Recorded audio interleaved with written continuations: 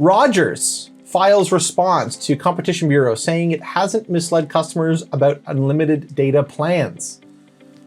So Rogers Communication, Inc. has denied allegations made by the Competition Bureau that it has misled customers with false claims about its unlimited data plans, saying that the lawsuit ignores the company's clear disclosures and unreasonably targets Rogers for an industry-wide practice. In December, Canada's competition watchdog took legal action against Rogers for what it called misleading representations of its unlimited data plans, alleging that the company was falsely advertising its infinite wireless phone plans as offering unlimited data. Rogers' Infinite plans provide customers a certain amount of high-speed data, after which their internet speed is throttled. On Thursday, Rogers filed its response to the competition tribunal, the court that hears such cases. It argued that it repeatedly and unambiguously indicates the cap and conditions for its plans in its advertisements on its website and at several points during the sale process, in line with the wireless code set by the telecom regulator. The ordinary consumers in the market for unlimited wireless services are not vulnerable, are capable of understanding clear and repeated disclosures of speed reduction, and are clearly familiar with the option to purchase high-speed data buckets of different sizes and at different prices, Rogers said in its filing. While Commissioner of the Competition Matthew Boswell has alleged that the data cap was not clearly indicated in advertisements, Rogers said that the collection of ads used by the Bureau to argue its case were highly selective and misleading. Rogers said that the Bureau improperly and unfairly singled out the company in its lawsuit, given that its Infinite plans have been on offer for years, and its competition, including BCE, which is Bell Canada, TELUS, and SaskTel, offer similar unlimited plans with nearly identical terms and advertising practices, and this comes from the Globe and Mail. This feels a lot like the all-you-can-eat, and like when the big guy walks in the room, you're like, okay, not you. You've seen the Simpsons episode with those sound like the actions of a man who had all he could eat. All he could eat. Yeah. I had to say that because we use Rogers. We use Rogers. It's like our internet options in Canada are a lot better than they used to be. Yeah, we got like Rogers and Bell. As good as a lot of the rest of the world.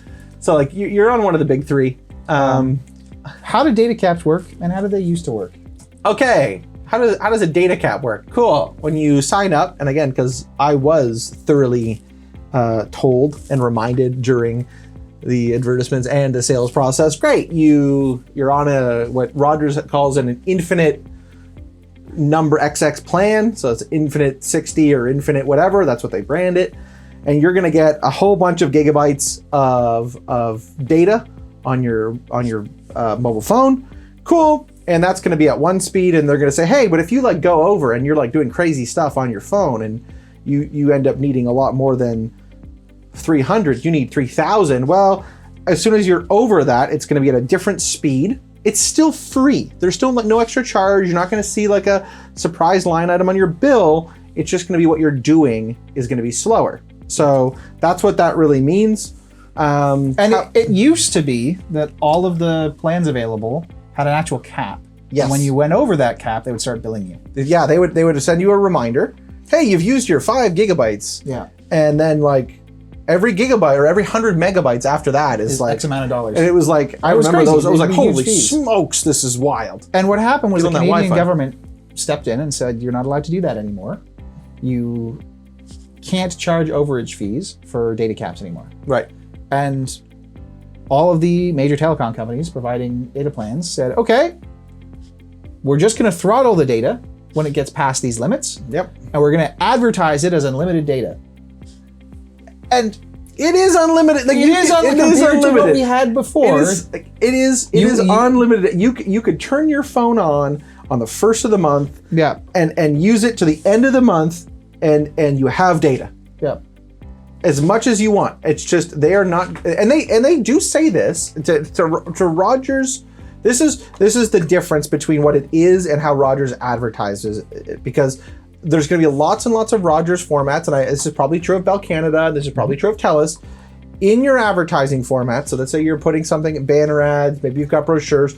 You've got a physical amount of space that you have to play with, And for you to put all of that information in a small little piece of inventory, like a banner ad, it's very difficult. Typically, there's a small piece of print with a couple of asterisks, and it's going to be like full terms here, or see additional details, or terms and conditions apply, yada yada yada. And it will not be as clear as what the ad says for like unlimited data for $49.99 or whatever it is. Great. Now, to what extent their ads were misleading, haven't seen these ads, so maybe they were very misleading. I doubt it. I've never seen one. Okay, I'm going to take a. So you're coming off very pro Rogers in this segment, which is interesting because I'm kind of in the other camp.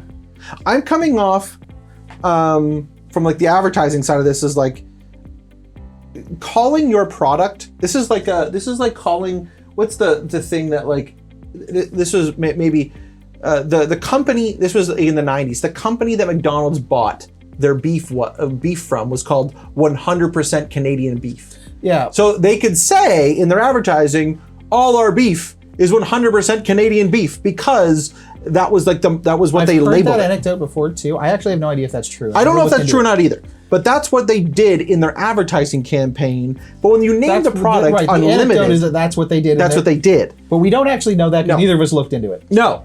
But when you call something Unlimited, and that's your product name is Unlimited. Yeah. When you start throttling something, that's a limit. Yeah. So how unlimited is it when it's not unlimited?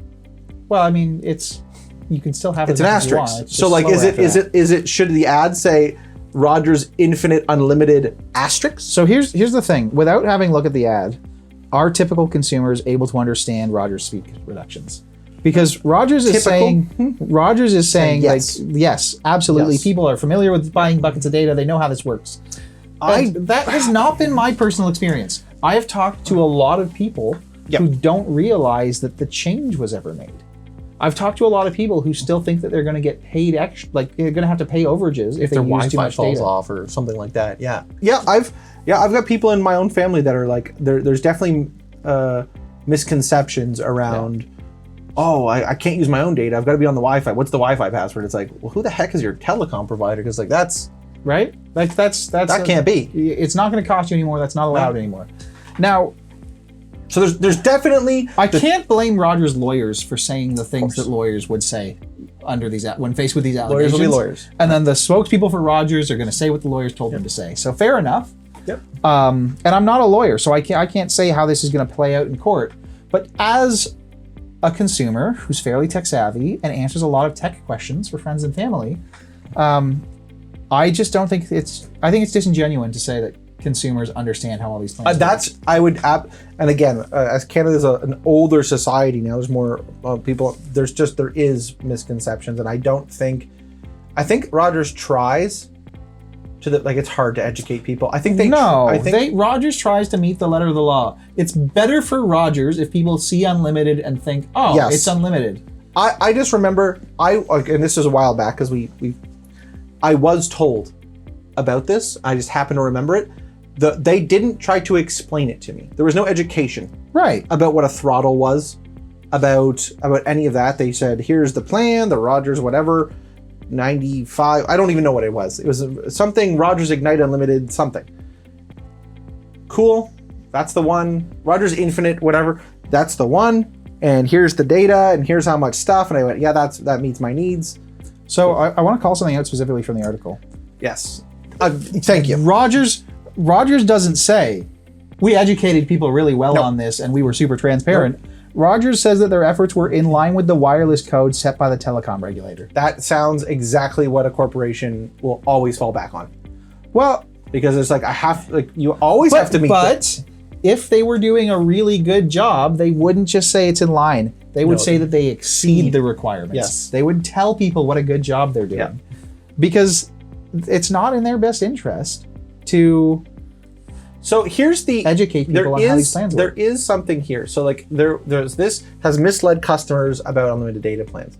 So typically when there's a lawsuit, someone had to have been harmed in some way or another, emotionally. Like the Communication Bureau is saying that consumers have been harmed. So consumers have been harmed. False advertising. They're not getting what they thought they were getting. So I would love to know, so this is the framing. I would love to know how many people are on a wireless plan, on a phone that said, I'm paying whatever, $100 a month, which is a lot, and I'm not getting the speed I expected because I'm being throttled now. It's probably more likely that there's a bunch of people on wireless plans being throttled who just don't understand why their internet is slow. Yeah, that's probably it. Right. So one of the things what Rogers said is, I'm trying to find the specific line. So what they say is, ordinary consumers in the market for unlimited wireless services are not vulnerable and are capable of understanding clear and repeated disclosures of speed reduction. Consumers can't be capable of understanding disclosures of speed reduction because most consumers, in my experience, don't even understand the specific notation of speeds that our telecom providers use to explain what speed of data you're getting. I could even go one further than that. I don't think the average person knows the difference between download and upload. Right. Why are they different speeds? I had that conversation last week with my parents. Yeah. Speedtest.com, and download uploads. Why is our upload so low? Okay, I'm coming over. I saw something. I don't know if they still do, but at one time they would always list their speeds in gigabits. Oh yes, gigabits, which are not gigabytes. No, a gigabit is much smaller than a gigabyte. Yeah. But they just use the letter acronym to say what it is. Whoa. Your average consumer is going to see a GB and think gigabyte. Yeah. Your average consumer doesn't know what a gigabit is. And so I think Rogers' stance that most consumers or ordinary consumers will understand this is just clearly disingenuous. Yeah, I wouldn't. I wouldn't say they're vulnerable, but I also say that they're not. You just don't like the word vulnerable. The vulnerable because this is the lawyer framing it this way from Rogers' point of view. It's like we're not. Yeah. But if they don't understand what they're buying, then they're absolutely vulnerable. If they don't understand what they're buying, you are that's predatory. So technically that would be vulnerable. Right?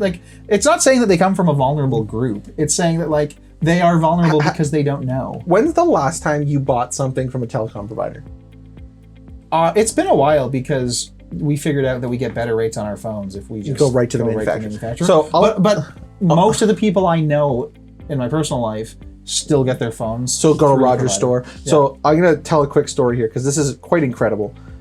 Back when I was doing before this phone, before we moved to these phones, I had a different Samsung. Sure. And I walk into the Rogers store because that's the phone I want, and they're the closest one. And there's the deal I want, and everything. And I've done a little bit of research, and there is a very young person. They're either they could have been in high school. Sure. Don't know their age, and they're walking me through this. And Rogers has they have taught a very young person how to get me to sign a contract that needs a paperclip. Yeah. Because a staple is too measly.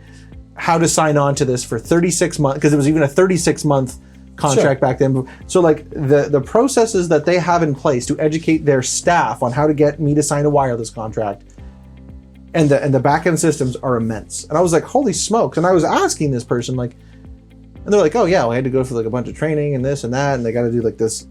So clearly they know how to educate. They're gonna do something to get a young person to do this, but I don't think they're as motivated to do that with the rest of it. And I mean, if you've ever opened up a cell phone brochure, there is a lot of fine print on that thing. Oh yeah, there is holy moly. And that's who's true reading the fine print? That's true with any major telecom. Our last discussion topic on this article is: was Rogers, as they claim, unfairly targeted? I'd have to go back to the ads. I'd have to see. I mean, I think it's predatory when you're putting baby pigs and chameleons and targeting children in ads for phones. It's just TELUS does this. When I was in the movie theater last time, random stance. It's just how it's unfairly targeted. Was the advertising predatory, and was it predatory compared to the other people? So let's say, as Rogers seems to imply, it's exactly the same as everyone else. Well, if it is, if it's the same as everything else, they should all have lawsuits. Well, so then you would agree with Rogers that Rogers was unfairly targeted.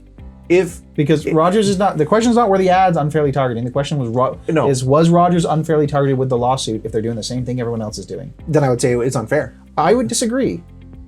Why? Because it's really normal for government bodies to just pick one of the big players in a space. But is that fair? So just because it's regular, just because it's normal, is that fair? The question is targeted, so bear with me. Yeah. Because I would suggest that if Rogers loses this lawsuit, They'll go after the rest of them. Because we see that all the time. That's what the EU's been doing with a bunch of their like. So we make one fall, they'll all fall kind of thing. Okay. Well, no, because listen, you're not going to go to battle with every major company in an industry all at once. Correct. So like you pick one of the big ones, you try to bring a court case, you win the court case, you establish a precedent, and you roll it out. And then you roll it out to all the other ones, one at a time. Like we're seeing this all over the world with like major tech suits. Yep. So to my mind, is it the same as everyone else? I would ask them going, okay, if there are 5 big ones, why did you choose that one? So there's 5 big ones. Sure, you could delve into that. Did you just flip a coin and say, okay, it's Roger's turn? I mean, why not? Or like, I'm sure they have some rationale. I hope so. But I just think the idea that they, were they unfairly targeted? I can't blame their lawyers for saying that. A lawyer's never going to try and, that's a big fight. But at the same time, it's just like, well, yeah, they had to pick one. I'm not surprised that they picked one of the big. And maybe they were, and this is like where we don't know all the innards. Like they could be the worst one. Sure. Yeah, it could because be their lawyers like, oh, I'm just doing what everyone else is doing. Like that's no. What is it? Ignorance is no excuse for breaking the law. Or like you just because they're like, lots of people breaking a law doesn't stop it from being illegal. Yeah. So like if and again from Roger's lawyer's point of view, it's like, oh, we're just following them. It's just like, well, that's not going to hold up. So we'll see. Oh, again, we're not lawyers, so we can't actually comment on whether or not it will hold up. No. It's just how do we feel about the claims Rogers is making? I'm hoping we'll circle back on this one too, because like we do like, it's been a wild year. Yeah. For and this is both Canada and the States. The FTC did some amazing things last year. Yep. The Trade Commission and the Competition Bureau in Canada have done some of it. It was like a lot of good news in the last, like, I'm gonna say 15 months out of those things. I mean, there's been some major bad news as well. Like the net neutrality threats in the US are kind of major. I was just trying to focus on the wins. There's been like some wins that I was definitely not expecting, but there's always bad news, Aaron. I just mean like in terms of like governments cracking down on tech, there's some good, there's some bad. Yeah. There's been a lot of good, but the bad ones have been pretty major. Yes. Well, it doesn't say the size of the suit either. So is this going to be a slap on the wrist? Is this going to be something that is just to create some headline? I don't know the extent of this. But you know what? We're Rogers customers, so like if we get a payout because Rogers that'd be doing great. False advertising, I'd take it. The other thing that I would love to see is more competition brought into the Canadian economy for telecom. Oh yeah. And it would be wild because like our options as Canadians are very limited, and there's been a lot of lobbying and boycott, like a lot of lobbying. The telecom space is a tough one because you can go down a whole rabbit hole about how the telecoms got the infrastructure in the first place. Yeah. Oh yeah, how they got it through grant subsidies and government. Yeah. But I would love to see. It's going to be. I'm normally never a person that says like, oh, more competition's a bad thing. Sure. It's like, well. Final thoughts before we wrap up this stream. Well, on this specifically, if you are advertising out there, make sure your advertising is true and don't lie. Yeah. Don't lie in your advertising. Yeah. Do not lie in your advertising. Do not try to mislead people. That goes for if it's not an ad. If it's your website, if it's something that even you own, like do not do that. It's not a good idea. So whether or not these guys did it or not, don't. If you're a business owner or someone that's in marketing, it's a bad place to be. Be on the upside of that. So, and if it's gray area, you really need to work together. I would love to see a telecom company come out with like a really slick series of ads, just going, "Hi, we sell the same thing as everyone else, to the same standards as everyone else, because they're required by the government." Did you know that when the other big companies offer you these rates, here's why they do it and here's how they have to? The only difference between those companies and our company is we're going to be honest with you about why we're doing it. Like, wouldn't that be cool? It would be really. So it's interesting that you lead on the transparency there. Have you seen the new Bud Light commercial with Shane Gillis and Post Malone? I have not. No. Okay. They're having a Bud Light and they're sitting on the lawn chairs in the front yard, and the whole ad is Post Malone is about to take a sip, and Shane Gillis goes, "You can't actually drink in beer commercials." Okay. That's the ad. Nice. And then they cheers, and the commercial ends. And I went, That's literally the whole commercial. Two famous people having a beer together, and he goes to take a sip, and the other one goes, "That you can't do that. It's against advertising practice to do that." And I was like, hilarious. that's the ad. It's just like describing the advertising practice, which is exactly what you were just saying. It's like, oh, it's a good practice to do that. That's why we're gonna do it. And you explained it right. And it was like totally, it wasn't even funny. It was just normal. I was like, oh, that's a great ad. It's a great ad. Good for Bud Light. It was just like one of those things. It was like, that's the ad. Like, we're going to enjoy this, but I can't show you enjoy it. I can't show you that I'm going to enjoy this. Cool. Yeah. So there's like lots of transparency that you can lean into your advertising. It normally works. It's Transparency is good. It's super effective. If you want to work with an agency that takes a really transparent approach and isn't going to try to sell you things that don't make sense for your business, I'd encourage you to reach out to us. Book a free strategy session with one of our experts. We'll take the time to get to know your business, develop a plan that makes sense for you, and answer your burning questions so that you can move forward with confidence and clarity. If that sounds impactful, then book a strategy session. And in the meantime, thanks for watching.